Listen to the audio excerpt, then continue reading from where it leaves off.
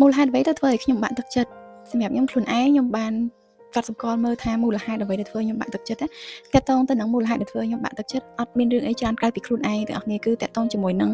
ការរំពឹងខ្ពស់ពេកជាមួយនឹងភាពជាក់ស្ដែងដែលខ្ញុំទទួលបានវាអត់ដូចគ្នាពេលខ្លះខ្ញុំចង់ធ្វើរឿងមួយខ្ញុំរំពឹងថាខ្ញុំទទួលបានលទ្ធផលបែបនេះប៉ុន្តែជាក់ស្ដែងនៅពេលដែលយើងទទួលបានលទ្ធផលដែលយើងទទួលហ្នឹងគឺវាអត់បានដោយអ្វីយើងរំពឹងពេលខ្លះសឹងតែ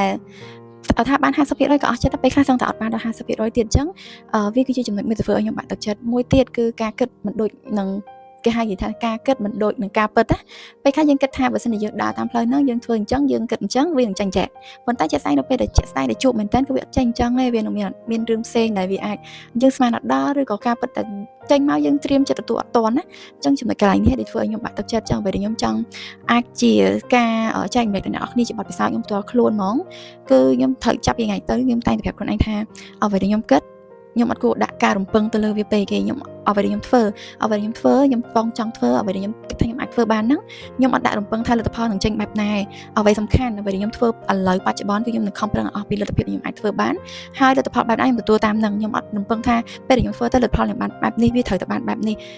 បើសិនខ្ញុំដាក់អញ្ចឹងទៀតគឺពេលដែលខ្ញុំទទួលបានលទ្ធផលបើសិនជាខ្ញុំធ្វើអត់បានដល់ប៉ុណ្្នឹងទេខ្ញុំនឹងពិបាកចិត្តខ្ញុំនឹងមានអារម្មណ៍ថាខ្លួនឯងអត់ល្អខ្លួនឯងដូចជាអត់បានខំអស់ពីលទ្ធភាពណាអញ្ចឹងអ្វីដែលធ្វើគឺខ្ញុំអត់រំពឹងទេប៉ុន្តែខ្ញុំព្យាយាមធ្វើពីមួយថ្ងៃទៅថ្ងៃដែលខ្ញុំធ្វើហ្នឹងគឺខ្ញុំធ្វើអស់ពីលទ្ធភាពខ្ញុំអាចធ្វើបានចំណុចទី2តទៅនឹងការគិតច្រើនគិតវែងឆ្ងាយគឺវាជារឿងល្អប៉ុន្តែយើងត្រូវដឹងថាការគិតនិងការពិតគឺវាអត់ដូចគ្នាទេពេលខ្លះយើងការគិតយើងគិតថាយើងដើរផ្លូវនេះយើងជួបរឿងនេះប៉ុន្តែជាក់ស្ដែងយើងមិនដឹងថាយើងជួបរឿងហ្នឹងមែនអត់ពេលខ្លះយើងអត់អាចនឹងជួបរឿងយើងគិតយើងទៅជួបរឿងផ្សេងទៀតជួនកាលយើងជួបរឿងដែលយើងគិតហ្នឹងហើយប៉ុន្តែយើងគិតអត់ដល់អ្វីដែលយើងជួបអញ្ចឹងអ្វីដែលខ្ញុំធ្វើឥឡូវហ្នឹងគឺយើងគិតបានប៉ុន្តែយើងកុំ focus គិតទៅរឿងឆ្ងាយពេកយើងគិតរឿងយើងអាចគិតឆ្ងាយបានយើងគ្រាន់គិតជា plan ប៉ុន្តែ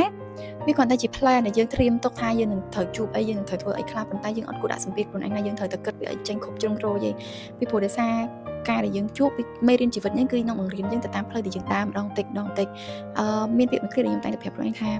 ជួបអីដោះនឹងទៅមានន័យថាបើសិនជាយើងគិតហើយថាយើងដើរបានផ្លូវហ្នឹងយើងមើលទៅយើងទៅកើតយើងដើរទៅបើសិនជាយើងដួលយើងងើបទៅបើសិនជាយើងជន់បន្លាយើងក៏ដោះបន្លាចេញយើងព្យាបាលលបោយើងឲ្យដើរទៅមុខទៀតទៅយើងអត់គួរនៅមួយកន្លែងហើយយើងព្យាយាមគិតឲ្យឆ្ងាយ